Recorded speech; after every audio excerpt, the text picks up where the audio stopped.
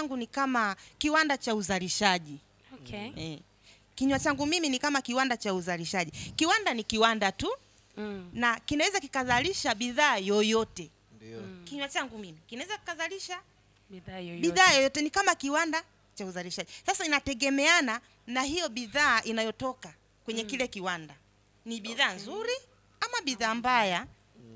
Lakini ni kiwanda tu. Kwa hiyo kinywa changu mimi kinaweza kikawa labda hicho kiwanda cha kinatengeneza sumu ni kiwanda. Yes.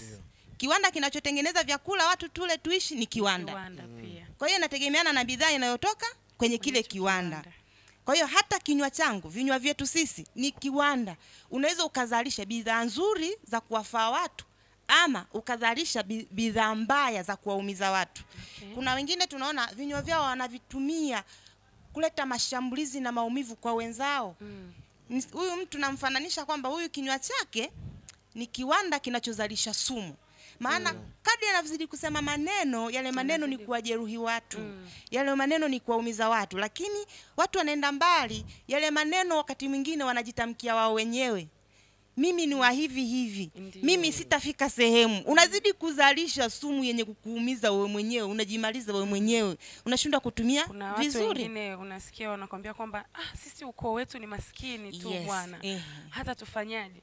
Kwao kuna kitu wanajifunza hapa na. Kwa hiyo kinywa kikiwa ni kiwanda kinachozalisha bidhaa nzuri, unaweza ukajitamkia maneno mazuri. Na huwa siku zote na encourage watu, hasa wamama siku hizi unajua tena mambo yamebadilika, kuna mashepu fulani hivi, yani mtu anaanza kujitengenezea mazingira ambayo kwamba mimi siko mzuri, labda niongeze umbo hivi, niongeze hipsi, labda nijichubue hivi, nionekane mtu fulani hivi. Hebu nenda kwenye kioo. Afu jitamkie. Ukijitamkia wewe, yale yatakayotamkwa kule hayatakudhuru na hayatakusumbua kwa sababu tayari umeshaumba kitu. Sema bwana, namshukuru Mungu ameniumba vizuri sana. Unajua mimi ni beautiful.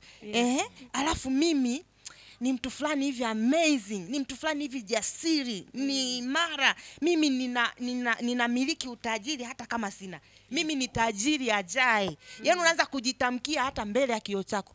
Ili kusudi hata kama utakapoyasikia mengine, hakuna litakalopindua lile ulilolijenga mwenyewe. Labda uruhusu mwenyewe ulibomoe. Unajua neno lazima labda ubomoe alafu lijengwe lingine. Lakini kitu umeshakisimamisha na kina nguvu na unakisimamia kile hakiwezi kubomolewa, labda mwenyewe umeruhusu.